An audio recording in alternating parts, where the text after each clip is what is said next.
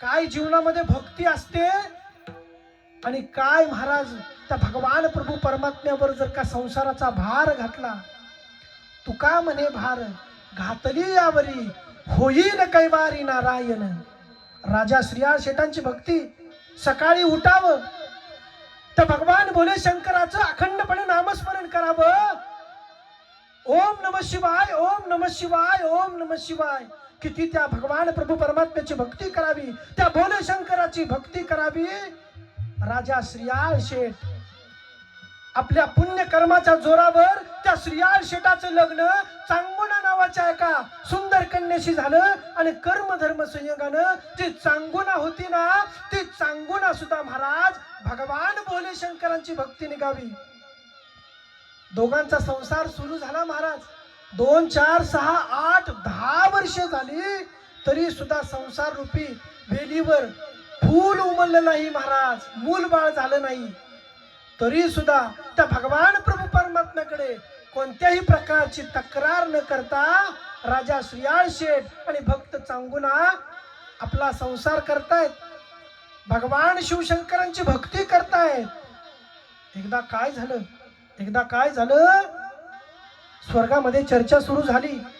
नारद महर्षींनी आईसाहेब पार्वती मातांना सांगावं, अव कोण राजा श्रीयाळ शेठ नावाचा राजा आणि त्याची चांगुणा नावाची बायको आहे महाराज. अहो तुमची इतकी भक्ती करतात, त्यांना मूल बाळ नाही, पण कधी देवाकडे प्रार्थना केली नाही की देवा आम्हाला मूल बाळ दे. नारद महर्षींनी खऱ्या अर्थानं भगवान शिवशंकरांना त्या भक्त चांगुणाची परीक्षा घेण्यासाठी सांगावं. परंतु भगवान शिवशंकर म्हणाले, मला माझ्या भक्तावर पूर्ण विश्वास आहे आणि आपल्या भक्ताची परीक्षा घेण्यासाठी स्वर्गातून साक्षात भगवान शिवशंकर एका संन्यासाचं रूप घेतलं आणि पृथ्वी तलावर आले. भिक्षामदेही करून महाराज चांगुणाचा दरवाजा वाजवला. चांगुणाच्या काही मैत्रिणी काहीतरी भिक्षुकाला दान द्यावं म्हणून चांगुणासह एक 8-10 मैत्रिणी तिथं महाराज आल्या आणि त्या महाराज साधूला भिक्षा वाढू लागल्या. त्या साधूच्या वेशात असलेल्या भगवान शिवशंकरानं खऱ्या अर्थानं त्या चांगुणाची परीक्षा घ्यायचं ठरवलं होतं आणि त्यांनी सांगावं, चांगुणा तू वांज आहेस आणि वांज असल्या कारणानं मी तुझी भिक्षा घेऊ शकत नाही. चांगुणाच्या डोळ्यात महाराज टचकन पाणी यावं. अरे भगवंता, कुठल्या कर्माची शिक्षा देतो, कुठल्या कर्माचा भोग हा देतो मला मूल बाळ होत नाही देवा, यामध्ये माझा काय दोष आहे? ते माझ्या नशिबात नसावं देवा, ते माझ्या नशिबात नसावं. त्या माय माऊलीच्या डोळ्यामध्ये टचकन पाणी यावं आणि खाली बसावी, त्या साधूचे पाय धरावेत. महाराज माझ्या दारातून असे विनमुख होऊन जाऊ नका, महाराज माझ्या दारातून विनमुख होऊन जाऊ नका. काय व्यथा असेल त्या माऊलीची. आपल्या 8-9 मैत्रिणीचं, आपल्या 8-9 सवंगडींची भिक्षा घेतली जाते आणि मी केवळ मला मूल बाळ नाही म्हणून त्या साधून माझी भिक्षा घेतली नाही. त्या माय माऊलीनं पाय धरावे. शेवटी साधूला दया यावी. त्या साधूने सांगावं, चांगुणा हे फळ घे, अमावस्येच्या रात्री खा, एकटीच खा, तुझी इच्छा पूर्ण होईल. त्या साधूने सांगितल्याप्रमाणे महाराज त्या भक्त चांगुणाने अमावस्याच्या रात्री ते फळ खावं आणि त्याचा परिणाम व्हावा, गोड असा त्याला सुंदर मुलगा व्हावा. आणि काय नाव ठेवावं म्हणून चांगुणा आणि राजा श्रीयाळ शेठ यांनी त्या मुलाचं नाव ठेवलं बाळचिलिया. दुडू दुडू दुडू दुडू चिलिया बाळ मोठा होऊ लागला. इकडून तिकडून पळत यायचा. 2, 4, 6, 8, 10 वर्षाचा चिलिया बाळ झाला. पण कधी आपल्याला मूलबाळ झालं म्हणून आपल्या भक्तीमध्ये कसलीही कसर त्या चांगुणा आणि राजा श्रीयाळ शेठ यांनी ठेवली नव्हती. माय बाप हो, अखंडपणे त्या भगवान शिवशंकराची भक्ती करणारं ते कुटुंब मूलबाळ झालं तरी सुद्धा खऱ्या अर्थानं महाराज त्या भगवान शिवशंकराची भक्ती सुरूच होती. पण पुन्हा नारद महर्षींनी महाराज कळ लावावी.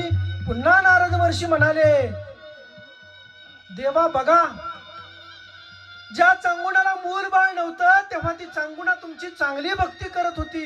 आता तिला मूल बाळ झालं, देवा चांगुणा विसरून गेली. देवा चांगुणा आपल्या संसारामध्ये रम्मान झाली. भगवान शिवशंकर म्हणले, आता जातो, त्या चांगुणाचं सत्वाचं हरण करतो आणि तत्काळ निघून येतो. पुन्हा एका संन्यासाचं रूप घ्यावं आणि साक्षात भगवान शिवशंकर त्या चांगुणाच्या दारात आले. चांगुणा, आज मी तुला भिक्षा मागण्यासाठी नाही आलो, तर माझी इच्छा पूर्ती करायची असेल तर सांग, नाहीतर असाच माघारी जातो. आपल्या दारामध्ये आलेल्या साधूला विनमुख होऊन न लावण्याची ही भारताची परंपरा, ही महाराष्ट्राची परंपरा. चांगुणाने हात जोडले आणि सांगितलं, महाराज तुम्ही इच्छा तरी व्यक्त करा. अतिथी देवो भव, आचार्य देवो भव, अशी ही आपल्या महाराष्ट्राची, अशी आपल्या भारताची ही परंपरा. चांगुणेने महाराज हात जोडले आणि सांगितलं, महाराज तुम्ही इच्छा तरी व्यक्त करा. यावर महाराज त्या संन्यासाने इच्छा व्यक्त केली. एक नाही, दोन नाही, तीन नाही, काय इच्छा व्यक्त करावी? चांगुणा, मला नर भोजन करायची इच्छा आहे, मला एका नराचं मांस खायची इच्छा आहे चांगुणा, आणि ती तुला आत्ताच्या आत्ता पूर्ण करावी लागेल. मटकन चांगुणा खाली बसावी. महाराज संभ्रमात पडली. महाराज तुम्ही माझे प्राण मागितले असते तर असे काढून दिले असते, तुम्ही माझं काळीज मागितलं असतं तर असं काढून तुमच्या समोर ठेवलं असतं महाराज. पण मी नर भोजन, मी एखाद्या नराला मारणार कशी, मी कुणाची हत्या करू महाराज, मी काय करू? भक्त चांगुणा संभ्रमात पडली. राजा श्रीयाळ शेठ दूर देशाच्या दौऱ्यावर गेले होते. समजत नव्हतं चांगुणाला काय करावं, काय करावं. पण जर का त्या चांगुणानं त्या संन्यासाची इच्छा पूर्ण केली नसती तर त्या संन्यासाने महाराज त्या चांगुणाच्या सत्वाचं हरण केलं असतं आणि तत्काळ निघून गेला असता. मला सांगा, आतापर्यंत केलेल्या भक्तीचं काय?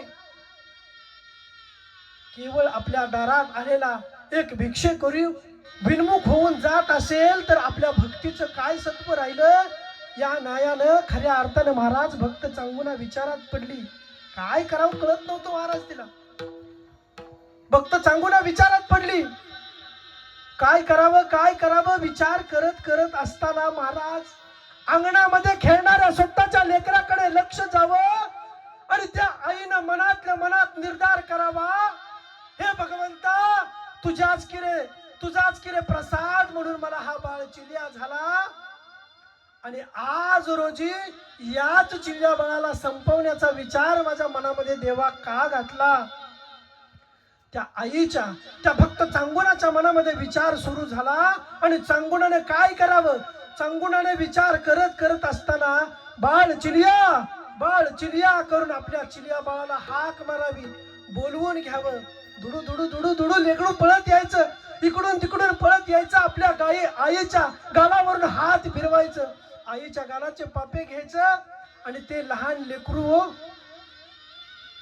आईच्या काळजामध्ये विचार आल्या आल्या सर्र व्हावं. महाराज साक्षात पुढे प्रसंग उभा राहतो. एक आई आपल्या भक्तीचं सत्व राखण्यासाठी, एक आई आपली भक्ती सिद्ध करण्यासाठी खऱ्या अर्थाने